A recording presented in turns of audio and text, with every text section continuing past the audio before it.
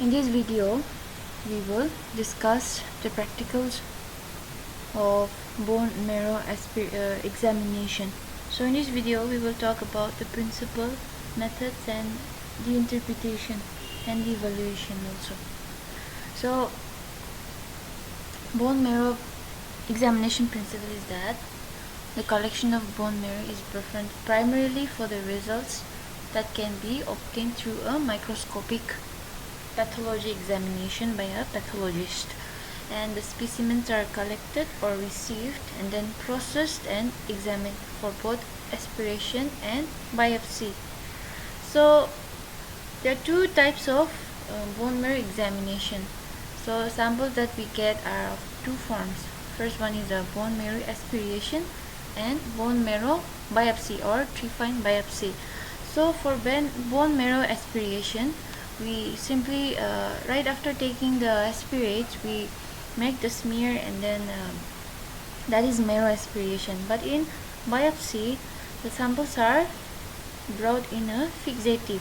So that is the difference between the aspiration and the biopsy. Alright, so let's look into one by one. So what are indications? First is the bone marrow aspiration. So what are the indications?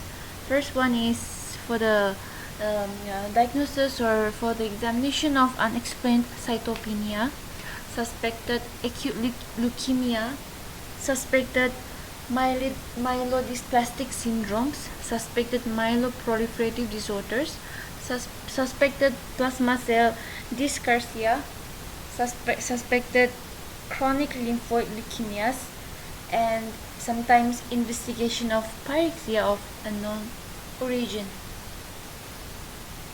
So again, what are indications of bone marrow biopsy? So for biopsy, it is for repeated failure of aspiration. So, if suppose the aspiration is failure, or if we cannot take out the bone marrow materials, then this biopsy has to undergo, which may be due to faulty technique or myelofibrosis or leukemia.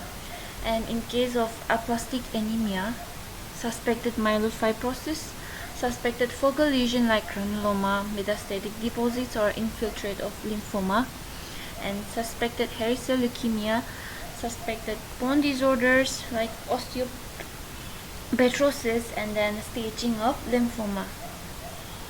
So there are different needles for bone marrow aspiration and biopsy. For bone marrow aspiration, we need needle like Klima needle and Sala needle, and then for biopsy, we need Jamshidi needle. So these are the different types of needles that is used for extracting bone marrow samples or specimens.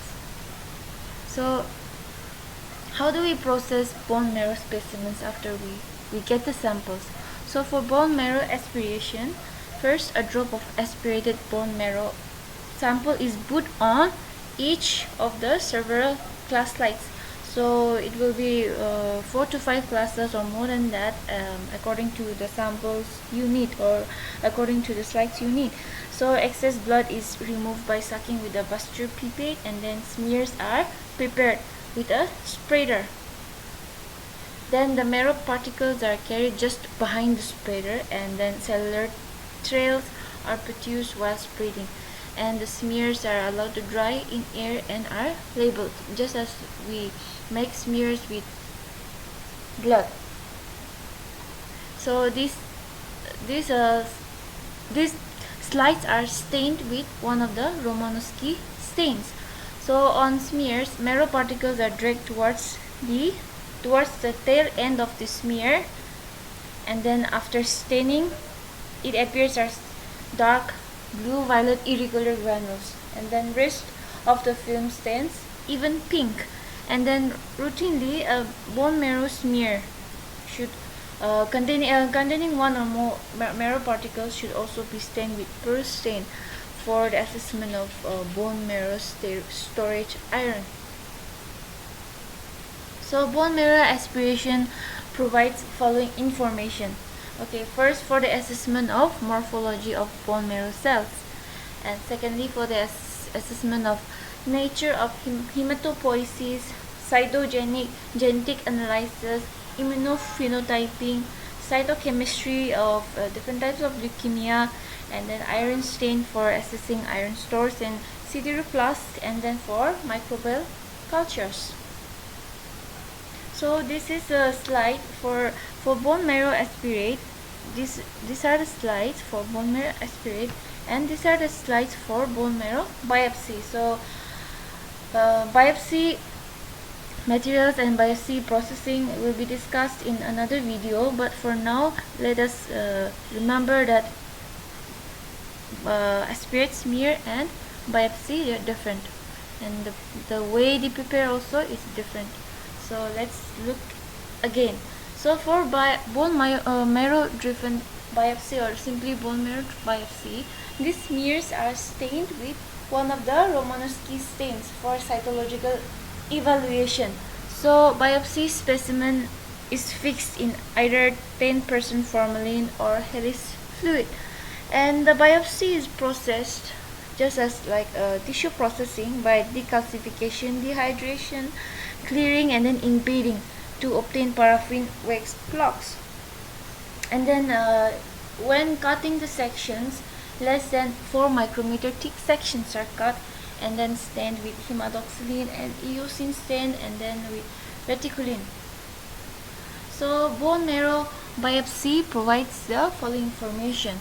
So mainly for cellularity of the bone marrow, just as bone marrow aspiration, and then for the bone marrow architecture, bone structure, marrow fibrosis, and then focal lesions like for granulomas, metastatic deposits, infiltration by lymphoma, etc.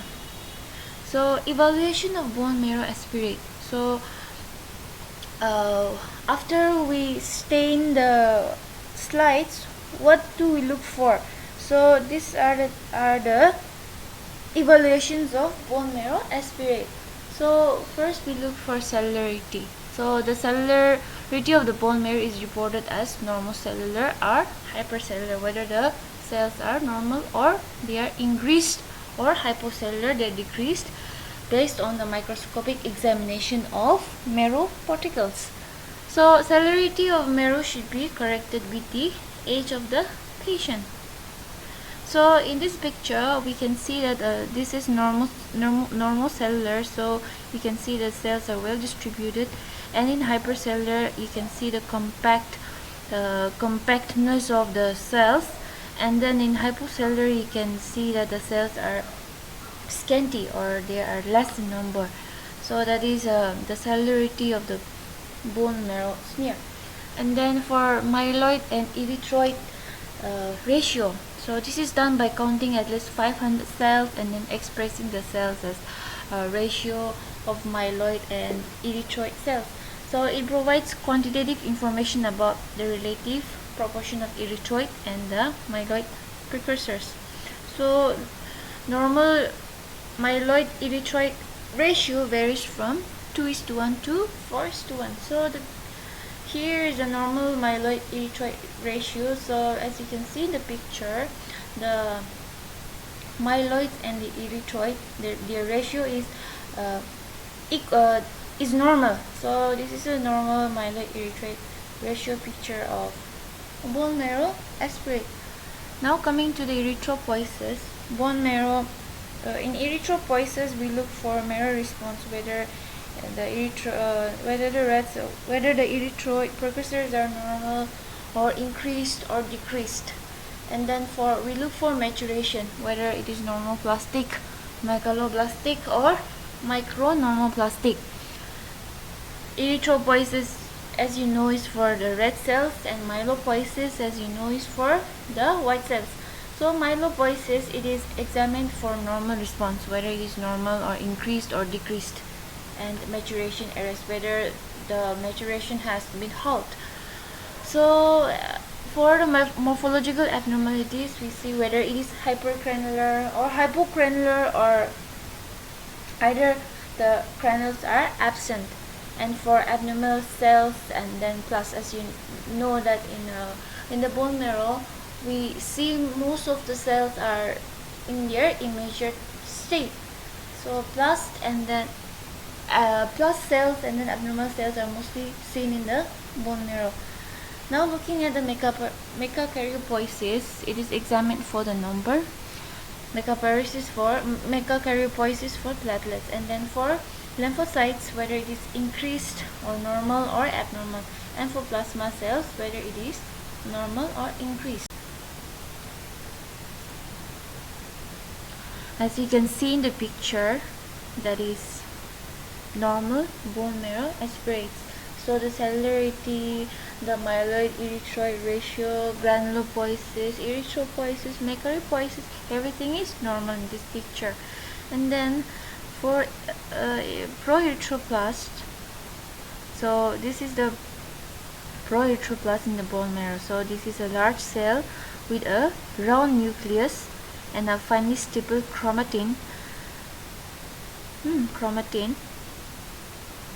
pattern. So nuclei is sometimes apparent, and the cytoplasm is moderately strongly to basophilic.